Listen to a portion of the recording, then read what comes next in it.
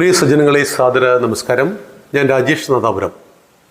സനാതനം ധർമ്മ പാഠശാലയുടെയും Sankalp IAS കേരളയുടെയും സംയുക്ത ആഭിമുഖ്യത്തിൽ 2026 May മാസം കേരളമെമ്പാടും 14 ജില്ലകളിലും ഏകദിന വിദ്യാർത്ഥി ശിബിരങ്ങൾ നടക്കുകയാണ്. രാവിലെ 9:30 തുടങ്ങി വൈകുന്നേരം 4:30 അവസാനിക്കുന്ന രീതിയിലാണ്. മെയ് മാസം 5-ാം തീയതി മലപ്പുറത്ത് തുടങ്ങുന്നു. 22-ാം തീയതി തിരുവനന്തപുരത്താണ് അവസാനിക്കുന്നത്.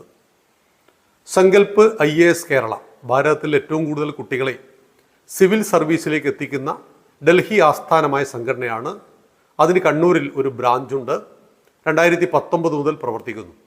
സനാതന ധർമ്മ പാഠശാല കേരളത്തിലെ ഹൈന്ദവ സമൂഹത്തിനിടയിൽ 2019 ജൂലൈ 1 മുതൽ സജീവമായിട്ട് പ്രവർത്തിക്കുന്നു.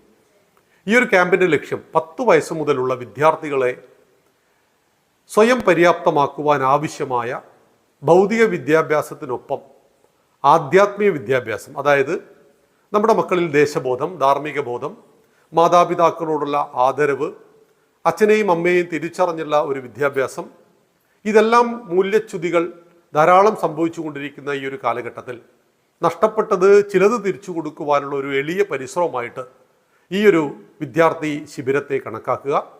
നമ്മുടെ മക്കൾക്ക് സിവിൽ സർവീസ് സ്വപ്നങ്ങളുണ്ട്. ഈ സ്വപ്നങ്ങളെ എങ്ങനെ യാഥാർത്ഥ്യമാക്കാം?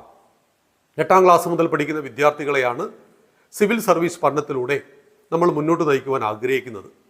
2025 മുതൽ 140 കുട്ടികൾക്ക് നമ്മൾ സിവിൽ സർവീസ് പരിശീലനം നൽകി വരുന്നുണ്ട്. ഈ വർഷം 500 കുട്ടികളെയെങ്കിലും സിവിൽ സർവീസ് പരിശീലനത്തിലേക്ക് കൊണ്ടുവരണം എന്ന് പാഠശാല ആഗ്രഹിക്കുന്നു. അതിൻ്റെ ഭാഗമായിട്ട് സങ്കൽപ് IASലെ അധ്യാപകന്മാരും വ്യത്യസ്ത മേഖലയിലെ വിദ്യാഭ്യാസ വിചക്ഷണന്മാരും എല്ലാം ചേരുന്ന ഒരു യാത്രയാണ് 14 ജില്ലകളിലൂടെ നടക്കുന്നത്. ഈ ഒരു വിദ്യാർത്ഥി പ്രവർത്തനം വൈഭവം എന്ന പേരിലാണ് അറിയപ്പെടുന്നത്. ശാസ്ത്ര മേഖലയിലുള്ള പ്രവർത്തനങ്ങളുണ്ട്, ഭൗതിക വിദ്യാഭ്യാസത്തെക്കുറിച്ചുള്ള മേഖലയിലുള്ള പ്രവർത്തനം, കരിയർ ഗൈഡൻസും കരിയർ പ്ലാനിങ്ങും ഉണ്ട്. സമഗ്രമായ വികാസം, അതാണ് വൈഭവം എന്നതുകൊണ്ട് ഉദ്ദേശിക്കുന്നത്.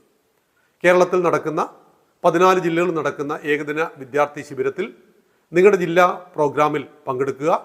10 വയസ്സിന് മേലെ പ്രായമുള്ള ഏത് വിദ്യാർത്ഥിക്കും ഈ ഒരു പ്രോഗ്രാമിൽ പങ്കെടുക്കാം. നന്ദി, നമസ്കാരം. വന്ദേ മാതരം.